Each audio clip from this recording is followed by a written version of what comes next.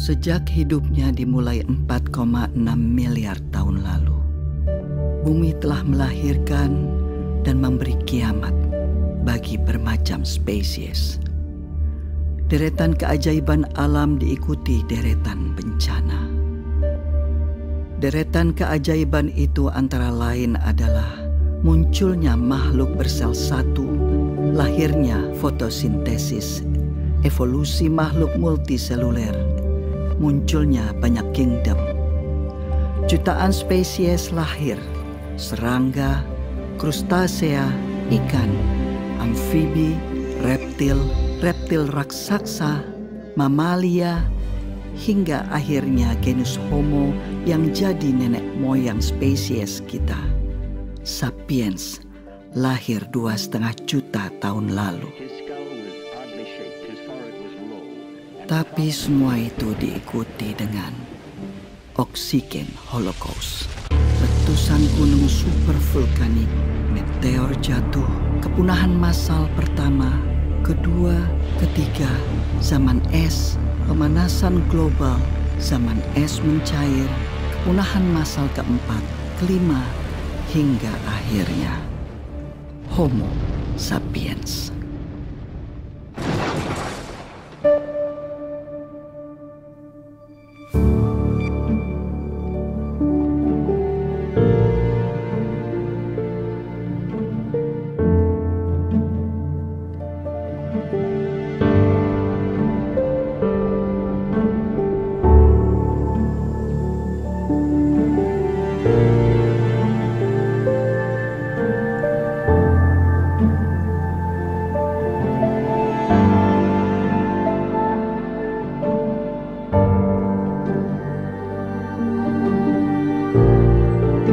Peradaban sapiens hanya dalam usianya yang baru sekitar 12.000 tahun ini kemudian sudah bertanggung jawab untuk kiamatnya banyak sekali spesies.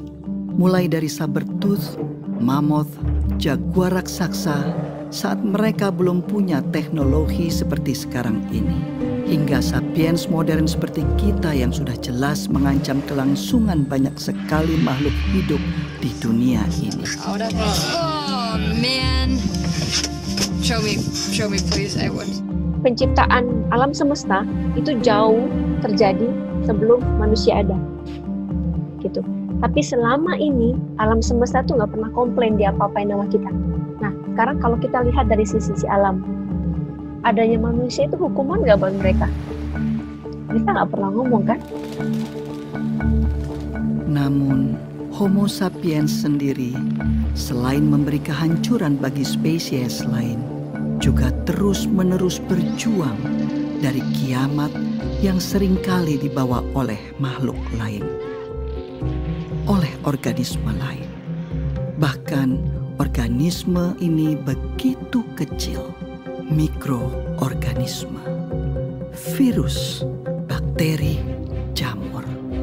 Lihat saja sejak zaman Fir'aun, sudah tercatat bagaimana terjadi wabah yang bisa sangat mematikan. Zaman Yesus, semua orang ketakutan dengan penyakit lepra. Kemudian bangsa Maya dan Aztec yang punah karena flu dan cacar yang diimpor dari Eropa. Black Death, Spanish flu. Pandemi itu kan udah berkali-kali itu ya. Yang paling besar adalah Black Death ya. Black Death itu 5 tahun. 100 juta orang Eropa mati. 100 juta orang Eropa mati. Cacar itu ya membunuh 20 juta orang. Cepat atau lambat ya manusia juga punah juga. Dulu pernah nggak ada kok ya. Di bumi ini manusia pernah nggak ada. Jadi kalau suatu saat manusia punah, ya nggak apa-apa juga gitu ya. Kalau manusia itu unik, ya istimewa enggak seperti biasanya. Kita itu ya sama dengan spesies-spesies yang lain, sama dengan kambing, kecoa, kutu. Itu salah satu kehidupan.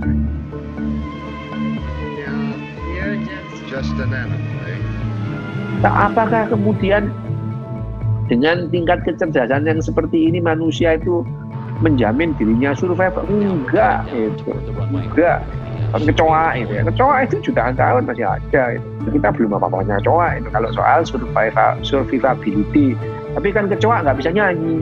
Itu adalah keunikan manusia. Apakah spesial, apakah khusus, apakah istimewa? Enggak, berbeda aja, cuma berbeda.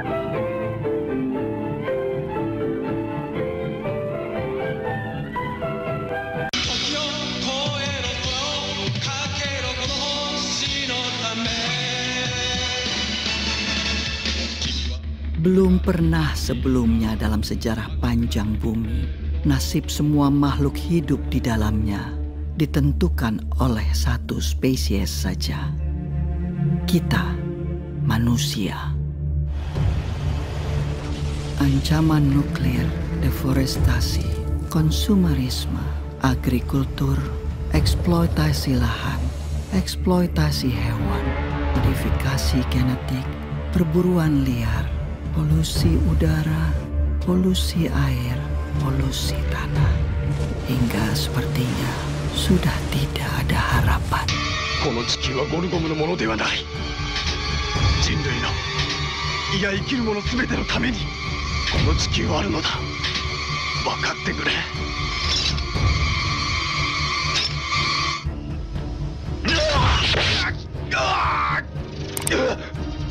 Manusia selalu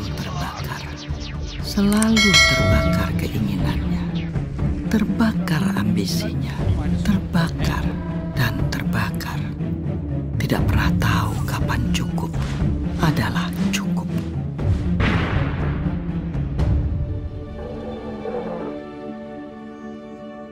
Tidak seperti seekor singa yang memakan satu zebra dan dengan damai membiarkan kawanan zebra lainnya lewat, tanpa panik memikirkan untuk mengisi kulkasnya. Kalau dalam pemahaman saya, ego itu adalah sense of I, sebuah rasa bahwa ini adalah saya, dan saya ini sesuatu yang terpisah dengan apa yang bukan saya. Insting untuk bertahan hidup itu menurut saya sudah ada di dalam organisme terkecil, bahkan makhluk satu sel pun punya insting buat bertahan hidup, apalagi manusia gitu yang terdiri dari 70 triliun sel ini gitu. Maka kita kemudian belajar untuk mengakumulasi aset sebanyak-banyaknya. Aset itu bisa macam-macam, bisa keterampilan, bisa kekuatan, bisa jabatan, bisa harta benda. Karena itu bagian daripada insting buat bertahan hidup yang bilang bahwa karena hidup ini tidak pasti, tidak bisa diramalkan, dan beresiko, maka saya demi bertahan hidup harus mengamankan saya dan semua perpanjangan dari saya, anak cucu maksudnya. Saya nggak peduli dengan yang lain, bisa artinya orang lain, bisa artinya planet bumi ini. Sehingga ketika dia dihadapkan pada dua pilihan, yang satu pilihan yang tidak merusak lingkungan hidup, yang satu pilihan yang merusak lingkungan hidup, basis pemilihannya bukan merusak atau tidak merusak, tapi mana yang akan memaksimalkan potensi saya buat bertahan hidup. Dia tidak melihat lingkungan hidup adalah bagian dari saya. Kita nggak ngeh bahwa tubuh kita ini dibentuk dari apa yang kita makan dari planet ini. Udara ini adalah bagian daripada planet ini yang kita hirup. Tapi kita nggak lihat bahwa dia terkoneksi dengan kita. Bahkan dia jadi bahan pembentuk dari bagi badan kita. Makanya kita bilangnya saya dan ini lingkungan.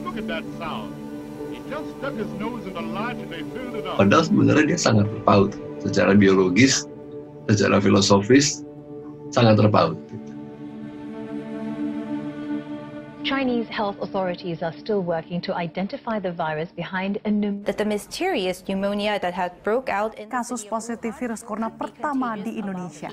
Ada dua. Let's take a look at the global pandemic numbers now. There are more than 1.7 million cases of COVID-19 around the world. The U.S. is reporting more than 200,000 deaths. Kalau kita bisa menerima bahwa saya ini nggak superior, saya dan COVID-19 atau siapapun virus yang ada nantinya sebetulnya punya level yang sama. kita sama-sama ada di alam semesta ini, mau sama-sama hidup kok. Tapi selama ini saya merasa di atas awan. Semua bisa saya lawan. Nah, ketika itu saya tidak bisa lawan, saya resah. Manusia jadi stres karena manusia pinginnya semua serba pasti. Gitu. Kapan ini virusnya selesai? Kapan ini ada vaksinnya? Kapan? Bulan berapa? Tanggal berapa? Tahun berapa? Berapa lama saya di lockdown? Berapa lama saya nggak boleh keluar dari rumah? Ketika kita sekalipun harus mendapatkan kesempatan atas penyakit atau apapun yang mampir di badan kita, perlu kita ketahui bahwa itu akan selesai. Selesainya seperti apa? Tidak ada yang tahu. Oke? Kita harus belajar menerima uncertainty, harus belajar menerima ketidakpastian. Akhirnya ada jeda. Untuk dunia berhenti, untuk manusia berhenti dan merenung, melahirkan cinta bagi sesama makhluk hidup yang lain, hewan atau tumbuhan, primata ataupun unggas, kecil atau besar, yang jauh ataupun dekat, yang kelihatan dan tidak kelihatan.